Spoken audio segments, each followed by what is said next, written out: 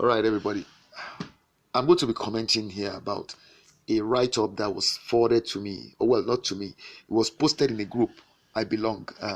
It's a WhatsApp group for my alma mater, University of Ibadan, the Lagos State branch. And I just want to read it out, and I'm going to be commenting on it. It's in line with what I've been preaching regarding best practice parenting and schooling. If you are an adult and you know any young person that is still in school now, what I'm about to read out to you should really be something that you pay a lot of attention to. And I urge you to take action based on it to influence that young person to take the right decision about what to invest his or her quality time into learning, because the traditional schooling system is dead. And if you wanted a measurement of whether or not to take traditional schooling seriously, you have to look at what the top employers all over the world, the top achievers all over the world, what are they emphasizing? They are all emphasizing skills and creativity, not paper knowledge, not certifications. Skills, that is practical skills and creativity in various fields. Now, I'm going to read out what this gentleman, I don't even know who the author of this is, but whoever it was, it's gotten viral. It's been forwarded to so many people. I'll read it out and I'll comment on it, and you'll see what I mean. So the title: Will universities be needed in the next 15 years? Well, that's the first one. It's like in subsections.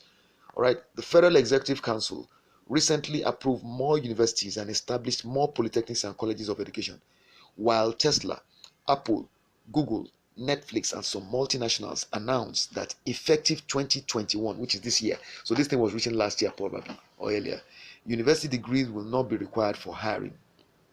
All right. Yeah, I want to comment here now.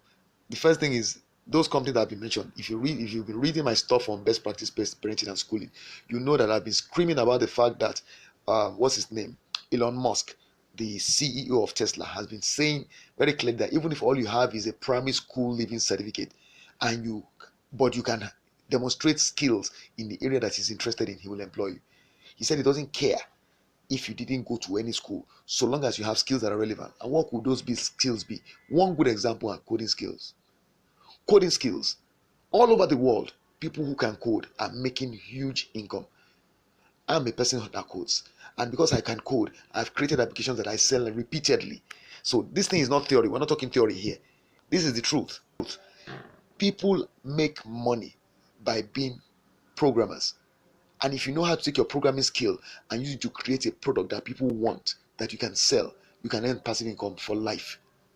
Now, I'll continue. Google is also developing a new suite called Google Career Certificates, which is intended to help young people get qualifications and skills for high paying jobs without university degree. Did you get that? Without university degree. Because you see, the universities are refusing to change to cater for the needs of the industry. You see, it's the marketplace that should determine what you produce. But the universities are refusing because you see, the universities have set themselves up in a way that they make money from putting people through the same stuff, even though it's not working. So they're refusing to change. So what industry is doing? Industry that is thinking, like the ones in Silicon Valley, where Google belongs, Tesla belongs. They are deciding, you know what, we're going to turn the tables. We're going to create our own workforce. So there's all these certifications going on right now. Google is training people, and they're training people to do jobs that they know are important, because those are the jobs that enable them to keep becoming, so to remain the best at being the leading search engine, for instance, that keeps Tesla in the forefront in the industry it's serving. So the Tesla CEO wants to make sure he has the right kind of people available in the marketplace. They see that universities are not producing them. There are many companies in Silicon Valley today. There is even this CEO of a Silicon Valley company that wrote an article about 5 years ago that the college degree here is dying. Okay, that was 5 years ago, and he was saying it. He had been employing people who did not have university degrees as coders in his company. All they had to do was come and demonstrate practical competence. We are going back to that now because artificial intelligence is making the knowledge-based education obsolete. You can Google literally anything you want to learn now, and you will get the information. Siri is there to answer your questions if you want to go by voice query. So what are we talking about here? But the university system does not want to change, and so, like I said, the industry is making the adjustments by itself. The suits, that's the Google career suit, is tailored for the millennials to learn in-demand skills online in 6 months. Did you get that? in 6 months. So what they've also done is they're shortening the time. This is consistent with what Andrew Carnegie said when he was talking about the fact that they were going to. He was asking them Napoleon Hill to look to go and interview successful people because he believed that based on his own experience and achievement as a multimillionaire, all right, that it was possible to shorten the time spent in school by young people, if they were taught the principles of success. You see, and that's why he got Napoleon Hill to compile that book, the Think and Grow Rich. He said it will shorten the length of time people will spend in school. What are you learning in school? Once you learn how to read and write, the rest is something you can just run with. That's why all you need is a primary level of education. You can look some of the most successful people financially, and they go on to employ people that went to university. The Igbo guys in particular, they are multi-millionaires. Most of them didn't do more than primary school first, maybe the first 3 years of secondary, and that's all. So it's important for us to stop deluding ourselves. The world has changed, and we need to change with it. Unfortunately, in Nigeria, we're just digging in and going back to the same old system, even though it's not working. The rest of the world is changing, but we are refusing to. It's going to cost us. All right. So the suits is tailored for the millennials to learn in-demand skills online in 6 months. Online, get that. They don't even have to go into any institutions. Like some of the youths here are still thinking they need to go physically to attend university education. You don't need it.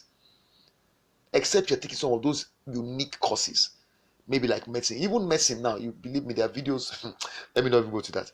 All right, so let me go on. They learn in-demand skills online in 6 months and will be globally recognized as equivalent of a traditional university degree. These people that are taking this Google training are actually going to be employable internationally. This is the mistake those people that are sticking with traditional schooling system are making. These people that are going to take this 6 month training will actually become more marketable internationally. They will earn international income ahead of you, who are going to spend 5 years, 4 years wasting your time learning some obsolete course. The question is, so I'm going back, that was just my comment.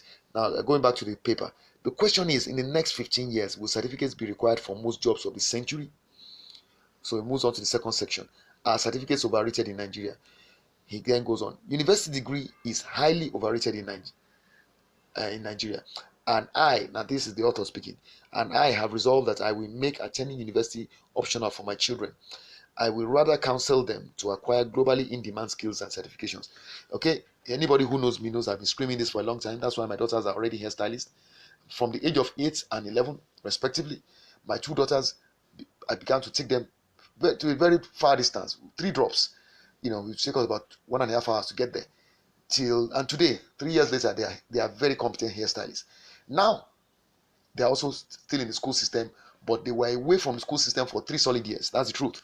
During that period, they also learned a lot of skills, baking, confectionery, all of that. Today, they are so ready for the real world in terms of their ability to make money. They have so much knowledge and experience. They have hundreds of hours of experience. They have on what we call unconscious competence in what they do, hands-on competence. So there is nothing, I believe, that is left for them now than for them to complete the aspect that has to do with the second level of education and decide if they want to do university education part-time, and if they decide they want to get that level of education for whatever reason. But in terms of being able to fend for themselves, they'll be okay. And that's what this gentleman is also, or this individual, this author is referring to here. He goes on. Anyone that wants to participate in global jobs of the future must learn computing skills, data analysis, and fluency in at least 2 international languages. High-paying jobs. Oh, by the way, I should just comment on that. He's very right. That's why my daughters are also transcriptionists. I didn't mention that. They've been taught to transcribe audio from videos and audio recordings into text, and they actually get paid for it. I started by paying them, but they've since been paid by another person as well. And believe me, they are good at it, especially my older girl. Now the funny thing is this: what does it take to learn that? You don't go to any school to learn that. I taught them how to do it, and I showed them some websites where they have resources they use to do it. But it's a skill that makes money.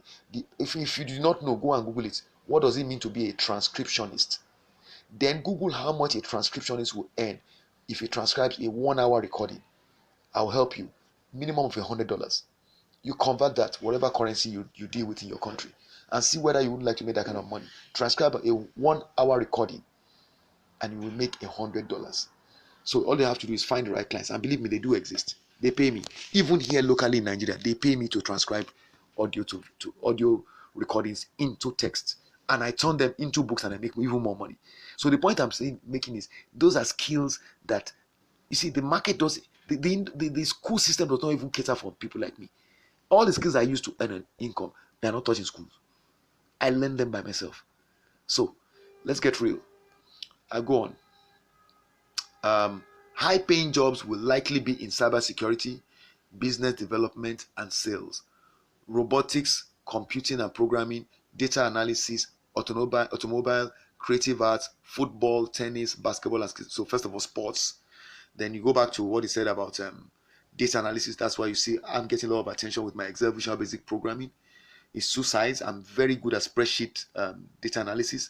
All right, and then I automate spreadsheets. So it's two aspects. I can be extremely useful to different markets, but I found a niche market that really needs my services and is able to pay me well, and I'm focusing on them. All right, then look, when it comes to, if you look at the other thing said there, cybersecurity, business development, sales, computer and programming, and that includes web development, by the way, and there's a lot of apps development and things like that. Those are skills that the computers cannot really take over. But any other thing that the computer, when you just do all this regimented regurgitation of facts and figures, that's why artificial intelligence is taking over many jobs. If you keep going to study things like that, you're going to be obsolete. You're going to be left out jobless. All right. So he goes on.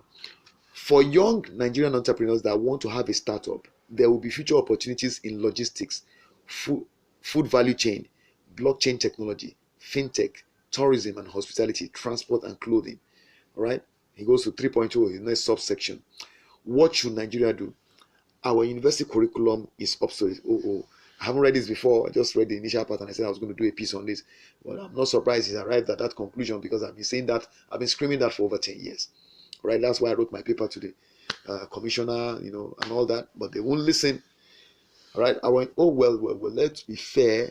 Let's be fair. I don't know if they listen, but I do know the House of Reps passed a law several months ago, this year, 2021, in which they now made it compulsory made vocational skills compulsory for all students in secondary level of education. So from first year to the final year, if you do not, you must be able to demonstrate practical competence in a vocational skill and get a credit in it. If not, you do not leave secondary school, so you do not graduate. And so if nothing else, they did that, and they also promised to prosecute any institution that did not enforce that. So yeah, so maybe even if they're not listening, they understand and they're trying to make modify it. It's just that the universities need to kind of be the ones leading that. All right. So our university curriculum is obsolete. We teach no skills, and the laboratories are 19th century. I don't even think they're 19th century. I think they're behind 19th century. You can't use 19th century solution to solve 21st century problem. He's right, or she's right. I don't know who the author is. The world is a global village. It continues, and we must follow the global trend to be global citizens. We must also change our curriculum and improve teaching of computer skills in universities. Today's children are born with their devices and more sophisticated than the previous generations. I advise our millennials to work ahead of our curriculum and prepare themselves to be global citizens. They don't tell anybody, like our people will say in Nigeria. Nobody's going to tell you. You sit there and keep doing all the olden days things. Keep going through conventional schooling and see how it helps you when you step out into the market. Whether you want to be self-employed or whether you want to be employed by people, you will find out that if you have this new skill set we're talking about, you will compete at a superior level compared to all those people who choose not to have it. Those skills will give you a huge competitive advantage. So if you are wise, you'll acquire those skills now. And as for you, if you are a parent listening to me, well, if you truly love that child, you better let that child take advantage of this knowledge that this person has shared in this. It's just lovely to see this kind of write-up coming from a Nigerian.